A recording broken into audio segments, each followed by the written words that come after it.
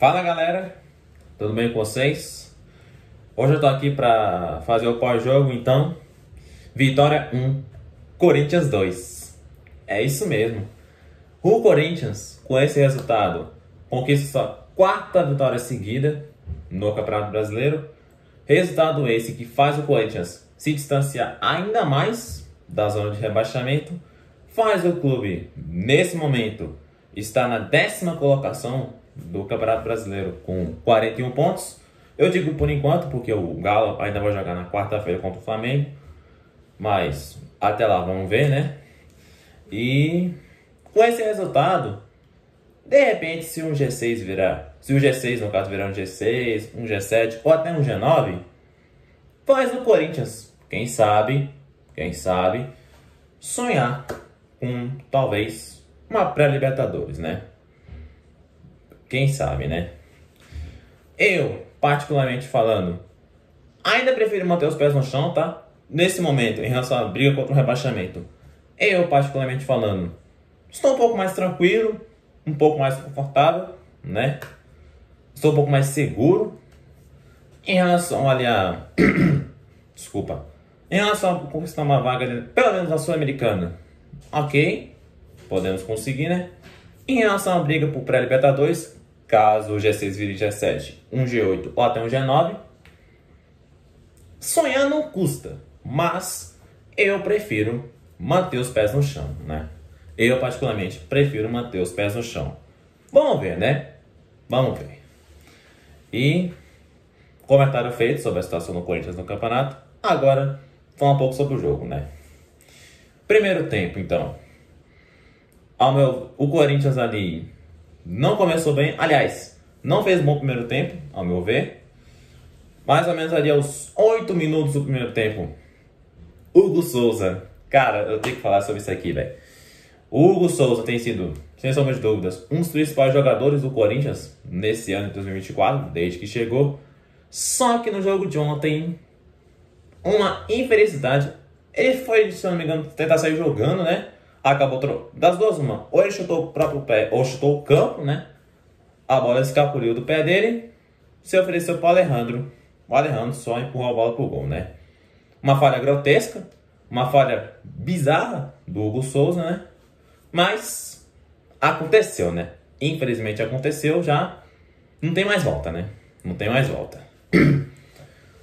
E foi isso, mano. 8 minutos de jogo, Corinthians toma o primeiro gol, toma o único gol no caso, numa infelicidade, numa falha bizarra do Hugo Souza, né? Acho que é o meu primeiro momento que eu fico realmente na bronca com o Hugo Souza, né? Primeira grande bronca com o Hugo Souza, né? E depois desse gol, o Corinthians continuou tendo dificuldade, né? De ficar com a bola, de trocar passes, de repente encontrar o caminho do gol, né? Mas aos 24 minutos, numa jogada ali do Memphis, a bola passa pelo Garro e o Roberto recebe o passe do Garro, bate de canhota, sem chance pro Lucas Arcanjo e consegue um gol de empate, né? Gol esse achado, para ser bem sincero, né? Porque, como eu disse, o Corinthians não teve um bom desempenho no primeiro tempo, principalmente depois que o Vitória fez o gol, né? Naquela falha do Hugo Souza. Mas tá valendo, né? O Corinthians achou esse gol, mas pelo menos conseguiu fazer o gol de empate, né? Daí pra frente, com o jogo empatado, não mudou muita coisa. O Corinthians continuou tendo dificuldade para ter a posse de bola, continuou tendo dificuldade de trocar passes, de ficar com a bola, né? E o Vitória também não foi nenhum primor, não teve aquele grande desempenho, não. Pelo contrário, o Vitória também mostrou uma certa dificuldade. Mas o Corinthians também não fez um grande primeiro tempo, não, cara. Muitas vezes o Vitória perdia a posse de bola, o Corinthians ia lá e devolvia, né? E foi mais ou menos assim até o final do primeiro tempo, né? E dessa forma terminou o primeiro tempo, né? Vitória 1, Corinthians 1. O Corinthians tomou o gol, conseguiu o gol de empate, mas não teve um bom desempenho no geral ali no primeiro tempo. Pelo menos ao meu ver, né? Ao meu ver, o Corinthians não teve um bom desempenho no primeiro tempo, né? Vem o segundo tempo.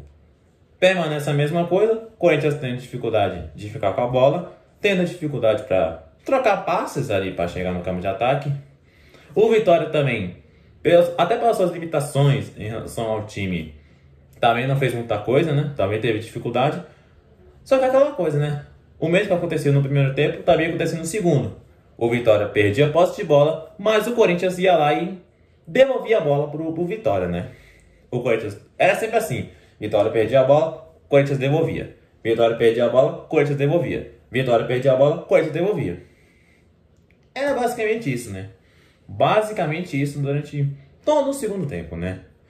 Pelo menos até os 24 minutos, quando sai o gol da virada, né? Com o passe na medida do Rodrigo Garro, o Memphis sai cara a cara com o Lucas Arcanjo, dá um tapa, a bola vai de mansinho, bem devagar, pro fundo do gol do Vitória, né? O Corinthians vira o jogo e fica à frente do marcador, né?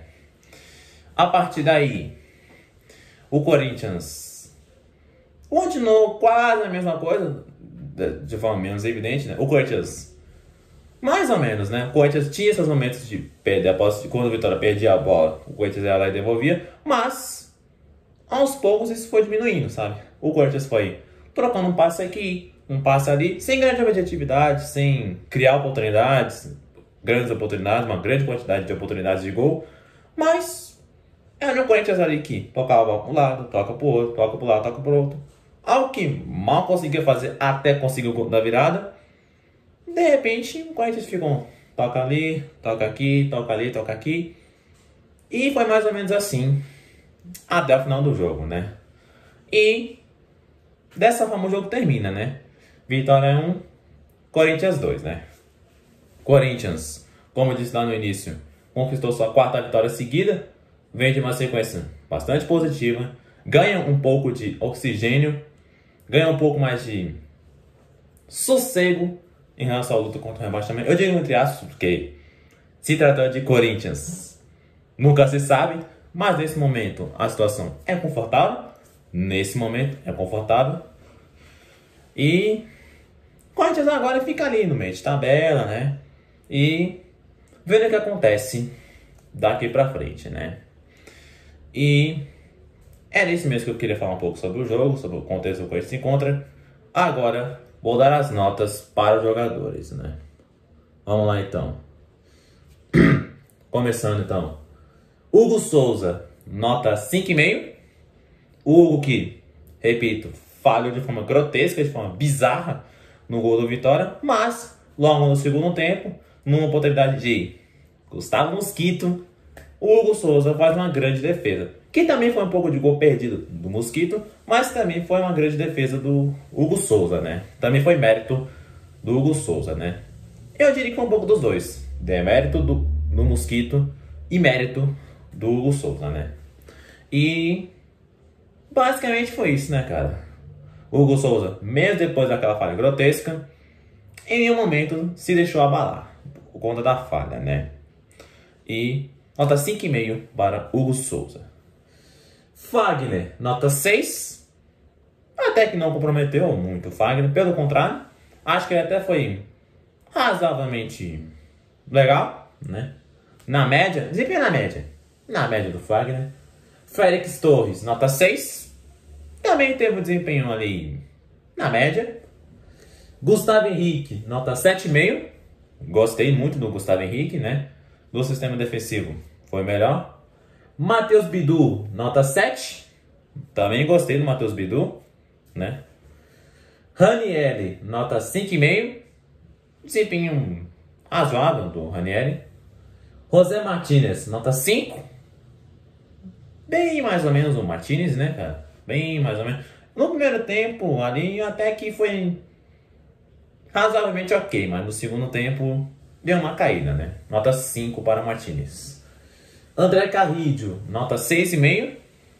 Martínez, desempenho ali ok, do Carrillo. Rodrigo Garro. Vou falar aqui do Rodrigo Garro, né? Antes de falar a nota dele. O Garro, assim, no decorrer do jogo, mesmo que ele tenha errado alguns passes, até meio bobos, eu escolhi ele como melhor jogador em campo, justamente pelo fato dele ter dado as 2 assistências decisivas para os gols do Yuri Alberto e do Memphis, né, cara?